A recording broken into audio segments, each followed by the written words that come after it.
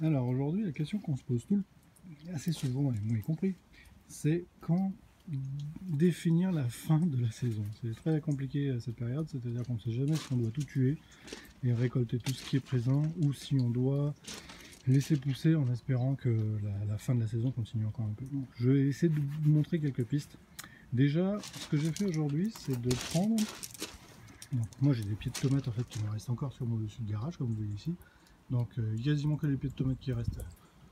Encore un pied de piment, tout le reste a déjà été récolté. Mais les pieds de tomates en fait ce sont tous des rejets. C'est ce que je vous ai montré dans une vidéo précédente. Donc ils produisent. Regardez ce que j'ai récolté aujourd'hui. Donc ce que j'ai pris, c'est sélectionner, je vais vous montrer, c'est d'essayer de prendre tout ce qui est suffisamment gros ou qui commence à devenir coloré. Vous voyez, celle-là elle commence à être vraiment grosse. Ça sert à rien d'épuiser le pied pour le laisser continuer à faire la tomate comme elle devrait être. Elle n'y arrivera jamais. Donc autant récolter celle-là pour espérer laisser grossir celle-ci. Okay, donc il va rester quelques jours encore de temps, on va dire un peu étrange, avant vraiment le coup de froid. Donc on pourra peut-être récolter justement celle-là, ou pas, mais au moins l'autre on l'aura sauvé. Donc ça c'est la première truc. Deuxième, si on peut regarder ici, c'est de prendre tout ce qui est un peu coloré. Alors ça c'est facile. Vous voyez sur celle-là, donc celle-ci est colorée, celle-ci est bonne à prendre. C'est-à-dire que de toute façon vous allez la mettre juste dans votre salon avec ou dans votre pièce, cuisine ou autre, à une température normale, c'est-à-dire à peu près une vingtaine de degrés, elle va se mettre à colorer, devenir la couleur que devrait avoir la tomate normalement. Attention, ça n'aura jamais le même goût que si vous l'aviez récupéré mûr, réellement mûr. Ça sera plus quelque chose qui sera semblable à une tomate que vous trouverez en mode industriel. C'est-à-dire qu'en gros la maturation va être faite en accéléré, le mûrissement va être terminé à l'intérieur et non pas sur pied. Ensuite on a la version très verte. Donc là c'est ce que vous voyez, vous avez un petit lot de tomates très vertes. Bon, il y a plein de techniques pour utiliser les tomates vertes, hein, on est d'accord, la confiture de tomates vertes, etc. Moi perso je préfère les mettre dans les soupes. C'est une astuce qui en vaut comme une autre. Mais en fait ça donne un petit goûter acide à la tomate, enfin à votre soupe, qui est assez sympa je trouve. Là on en a encore une qui est justement un peu colorée. Donc celle-là elle finira rouge, etc. Ici ça, c'est un piment qui n'arrivera plus au bout. C'est terminé, le pied, vous voyez il est là, il est en train de jaunir, donc là il commence à faire vraiment trop froid. Il mènera plus à rien. Donc là je l'ai pris, mais on voit qu'on a une petite tête. Sur le haut, la collerette ici, elle commence à devenir jaune, c'est-à-dire qu'en fait elle commence à se colorer. J'espère qu'elle va mûrir en intérieur. Sinon, au pire, c'est comme un poivron vert. C'est un piment de Cayenne. Ça se mangera un peu comme un poivron vert, c'est-à-dire un petit peu avec le goût végétal. C'est assez sympa. Maintenant, pour le reste des pieds.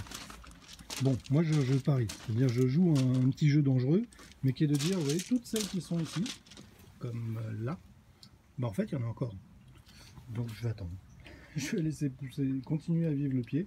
Je touche à rien, parce qu'on pourrait imaginer de tailler, etc.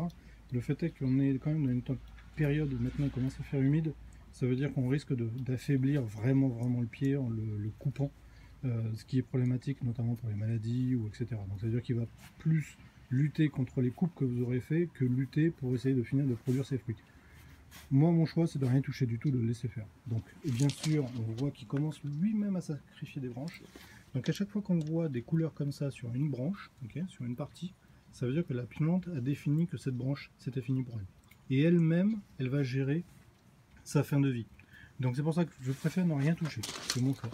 Mais on le voit ici, sur celui-ci, pareil. Là on a des belles feuilles vertes, là on a des tomates qui continuent à pousser, à se développer. Là pareil on a des belles feuilles vertes, mais tu voyez ici, la plante a décidé que cette feuille-là, ce rameau-là, est condamné, donc du coup il ne l'alimentera plus, et c'est pour ça qu'on a ce jaunissement. Le jaunissement c'est justement la perte, la disparition de la chlorophylle, et en gros c'est la plante, comme en automne avec les arbres, c'est la plante qui définit que cette branche, elle est en fin de vie, donc on ne l'alimente plus du tout en sève, donc on la laisse dépérir toute seule. Ça va très loin, c'est-à-dire que ici on voit que une branche, là, est très affaiblie. D'ailleurs à tel point c'est qu'on voit le bout de la feuille qui devient justement marron, ça veut dire qu'elle commence à pourrir. Je ne touche à rien, c'est la plante elle-même qui gère ça, parce qu'en l'occurrence, vous voyez ici c'est très vert. Donc je ne touche à rien, je laisse faire, en pariant sur le fait que certaines vont peut-être mener à bout. En revanche, dans certains cas, ça peut ne rien donner du tout, comme ici, comme sur ce pied. Donc ce pied là, il est mort tout seul, c'est à dire que là on voit vraiment la fin, même les feuilles du bout sont mortes, et là on voit que les fruits en fait sont mis à pourrir tout seuls sur le pied. Donc là par exemple je vais récolter le peu de tomates qui reste encore dedans, et puis ce pied là, pour moi il est mort. Voilà, donc je continue à récolter un peu comme si de rien n'était. Le pied de maïs, je ne l'ai toujours pas coupé parce qu'en fait il est encore en développement. Je ne sais pas trop, pour être très honnête, à quel moment le récolter. Bon, sachant que j'ai déjà récolté des petits maïs comme ça, il n'y a pas grand chose dedans, hein. Donc ça a fini en soupe. Mais il n'y avait pas grand chose dedans de toute façon. Donc on verra bien. Voilà.